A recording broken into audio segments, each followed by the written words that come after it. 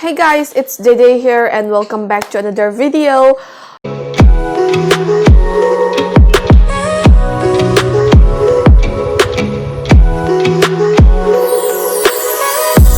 So ngasigi video study aikoi yamna asangba reading ni tawroi. First I giveaway gi result to hana announce tawjaramage aduduga pile oina khaidok tabida ko hoi pile budi khaidok toine ba but pick up pile tawroi adum isa isa gi date of birth haidi sana pokpiba date to adumaina date 1 dagina 10 fa ama 11 dagina 20 fa ama 21 dagina 31 fa ama adumaina date to ina khaidoga March ki ending se haidi hauji che March ki ending da changsila awani dana ko aduna March ki ending sida kari energy pige amadi isana kari affirmation loina gadage have a short reading ama tawjaramge. First of all, reading giveaway gi results to hana khangminar se mayam nga aduga like men reading rom da umai on sin se ba ko ado giveaway gi results se kamaina pick tawni haiba matamda aina like sida ko adum link to paste tawraga comment mayam da gi randomly adum choose tawdoine aduga choose tawbagi kai haini screen recording do somda adum hapcharamge ba ko ai mayam puni yengminana ba ado amaya tawraga winner ahum pick tawrni pick tawriba winner ahum duna apamba reading amamam hai tare ko adumaina hoi apamba reading amamam tawiba yani. So first giveaway result to hana khangminare se aduga reading rom da umayan sila se. Let's get into the video. So ngasi giveaway gi result se mamang gi ina giveaway tawgani haina haijakhiba video do aduda comment tawbirakpa mayam da gi pick tawdoine ado result se kamaina khangdoino haiba matamda sida aina YouTube ki link to enter tawraga comment to thola ani dana ko thola iba comment sing dudagi aina randomly winner ahum pick tawdoine ado draw tawraga ko adum sina randomly pick tawjabane aduga screen recording do ai side adum hapcharamage mayam punna yangminana ba ko aduga reading se video se horror se giveaway rom da mayon sila se first the screen recording hana aujarage. So YouTube ki link se hana paste tawar se and then comment kya phangge do yengminar se ko 126 comments laye 126 tagi lucky oiba mi ahung khallaga giveaway se phawdani ko ado ahanba winner se matamanghan da bida picture se Sana Sam Aruna hai ko thanks sister pile 1 se yamna chumme aphabasu oijarage ningba thungjarage. So Sana Sam Aruna hariba sister sina ngasigi giveaway sigi first winner oibire ko the sister na sigi keno sigi result sigi screenshot ama ingonda screenshot ama laraga Instagram da thabiraga apamba reading anum khanbi mayani duga Instagram paibi da bataraga di dum comment adum reply tawbiro haidi like Instagram pai de khote na ko. So sigi first winner like khaba matungda second winner amuk pick winner se Joymati Oinam hai ko Joymati Oinam hariba sister sina ngasigi second winner amuk oibire. Pile 1 choose tawbani yamna chummi future gidi khangdri hai ko future di la aga khang tabani ado ngasigi second winner sister Joymati Oinam su sigi screenshot ama laraga aigi Instagram da message thajan biro aduga isagi apama reading ama tawiba yani aduga Instagram pai bi da bataraga su Facebook he YouTube videos da num comment tawbira mo Instagram pai de khote haina ko adum alternate means yengna ba. And third ki winner amuk pick tawrase the last but not the least John Chungkham hai ko hi sis hi hello bro John Chungkham hai ba brother sina ngasigi giveaway sigi third winner oire ko aduna John Chungkham hai ba brother sisu sigi giveaway gi result asi screenshot ama laraga aigi Instagram da DM tawbiro. So giveaway gi reading di matang this the loire aduga akha reading makha chathagi doine plus aina Instagram da post ama thagat chakibane bako post to da adum aigi friends kharana question yamna bodian te only 5 or 6 questions hangbire adugi questions to gi reply do so ai pijarake ado question do ai phone da yawer le phone da gistam da transfer ta wige duga adugi reply do pijar age and we'll continue to the video of reading. So aina Instagram da like ask anything haina post sama thagat chabane ba duda hoi response adum yamna natraga su 5 or 6 response idum phange ado responsing dugi adum reply oina sida matik amtang hapcharamge so khoi first w langlen na ko che video khara toina thagal o hai ado langlen ida video da thadam thagat ningi ado ai yam chin ba gini ai aina thagat ningi every alternate days khudingi thagat ningi ado stegi dum thagat pangam na ba budi hotnarake adui targasu khangna haiwa dingam de ai asengba yamna chinba thadaning mai nate ba ko aina matam hekta leite ba video namna ba sadagi video se dum just 5-6 minutes khaktang namaga yaba sun tabani na reading video abani na phasna matam ma kai thoga tawdradi adabani na aina sangma matam du yenga nambane ba ko adui targasu dum hoi thagat lakna ba hotnage and next your little wardrobe imana binya ba ko Sally adum hayak ko Selina hayak pa ne do mana nasak yam phajai kai chage ne ngona khai re ba ko masak sina mana taptai phaja sallaga aingoda oina si question ji hangjal le ba ko aduna nangoda oina ma hangage nasak yam phajai kai chage smaya hang tab ne mana drama na phajaraga na hangjal amnina duga third ta wana ko sizu imanabi ne moi myam changna na ai post da khai bi le ni ko your s kai khambra duga aina pizza response na ai sweet 16 ne ba ko phagi tawne ai s se 23 changa ine hai tare ko duga Susitra Kuman career gi maramda amta haibiyo hai ko career gi maramda amta haibiyo hai ba se like kamaina hai do no hoi ai career related video budi YouTube ta samjara ke ba ko do isa ke ba personal gi maram da di dum isa na DM tawbira aga isa gi reading slot book taraga dum career reading tawba yani do hoi general oi ba reading budi samjara ke ko hojik makti hai ba ngam jadra ina next Elvis Thangjam hai ko does height colors financial status really matter in relationship height colors financial status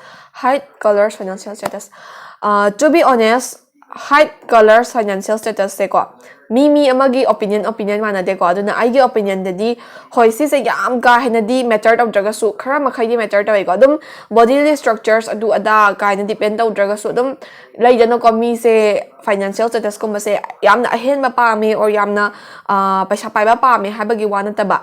yam thina financial status low oraga masana su hon aning da mi do di relationship ka shu laining da bane ko adui targa su moi su dum relationship laite habadi na te moi su masam sa ga relationship lai jaram gani mi opinion ne ko aduna si je does it really matter kind habasti aina di haiba ngam jadre do ai ge view da gi hayo hai targa di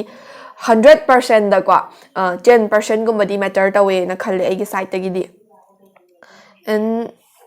last key question is how old are you hai go wang hai go I say I'm 23 years old adu 23 not yet 23 but 23 this should record and I'm about to be 23 years old hai tare ado hoi yam ke hai ni response am ka hena lak padi ante taraga su I'm happy with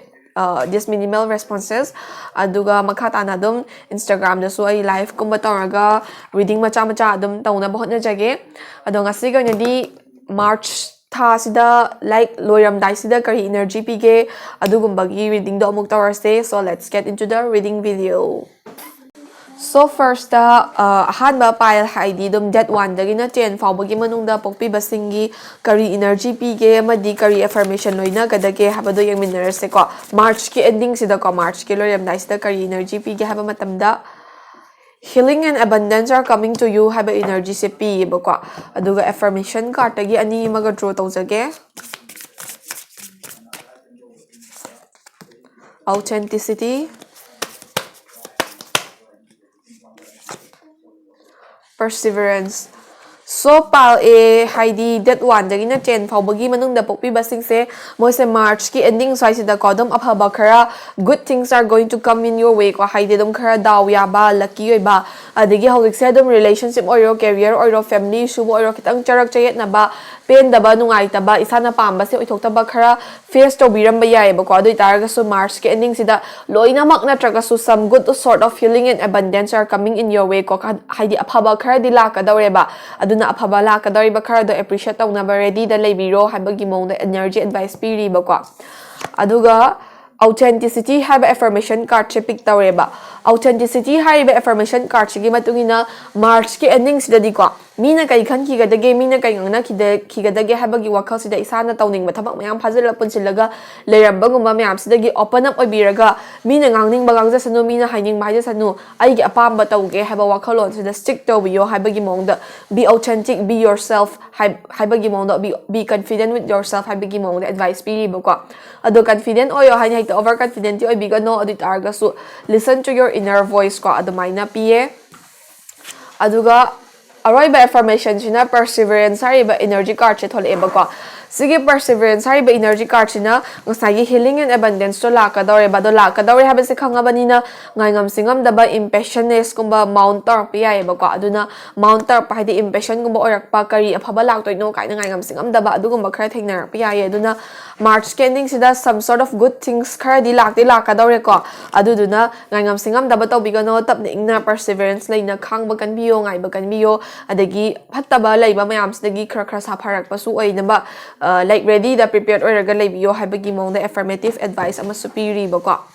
so pile A gi haidi that 1 dagi na 10 phawbagi manungda pokpiba singi March ki ending sida si kaisi orak pa yai haibagi energy amadi affirmation sing se the stick toraga leibiro low ya ba general advice dum lotion biro ngasi di reading se am sanga tawjar roi ge mathang na reading asang ba tawjar age so ngasi ga ndi matang side loijare thank you for watching.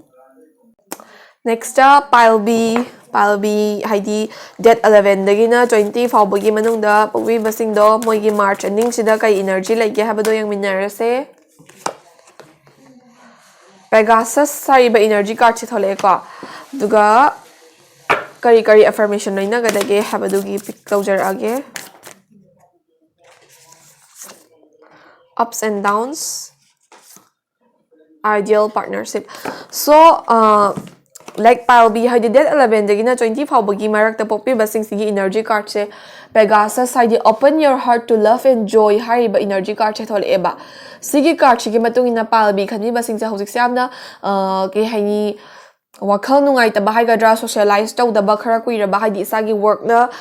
isagi thabak ko machin bagi or masuyai or isagi dum matam kai thokna balai ta bagi or masuyai isagi relationship kumba da matam pibangam da ba friendship kumba da matam pibangam da ba adagi celebrations kumba da matam pibangam da ba sigum makhara thekna biram yaye ba ko ado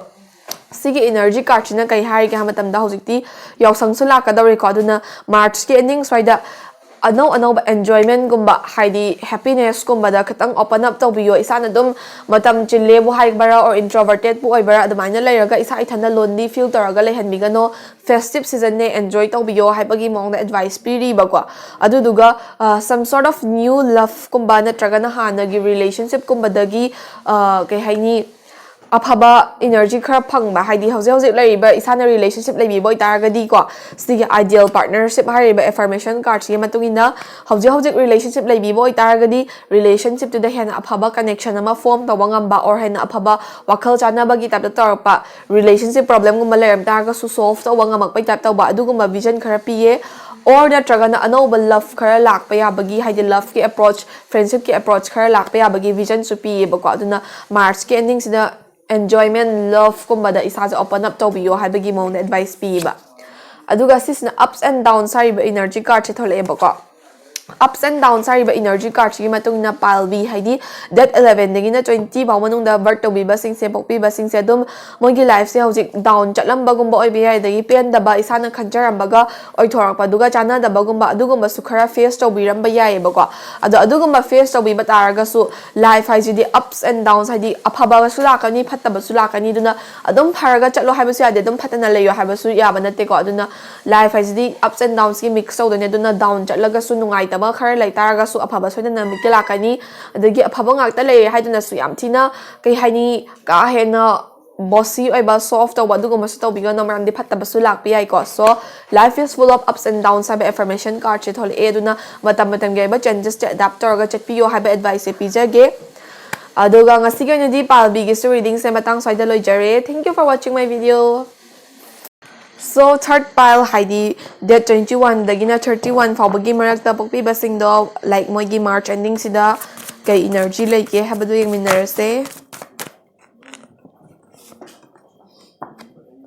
Queen of the Unicorns ko. Adong ngasigi pile sige energy se hapet manabay tap di loina tawi ko ado affirmation da di kar khetne do sige namu kay affirmation tholake habdo yeng ase pile sige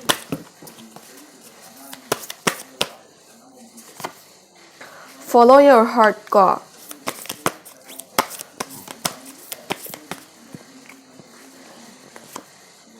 Abundance. So pile sige na di amna phaba khara sudum piye ko ado first the Queen of Unicorn chari ba card chethol e ba ko Queen of Unicorn chari ba card china pile si se March ke ending sida ko you are blessed with love compassion and wisdom hai ba haidi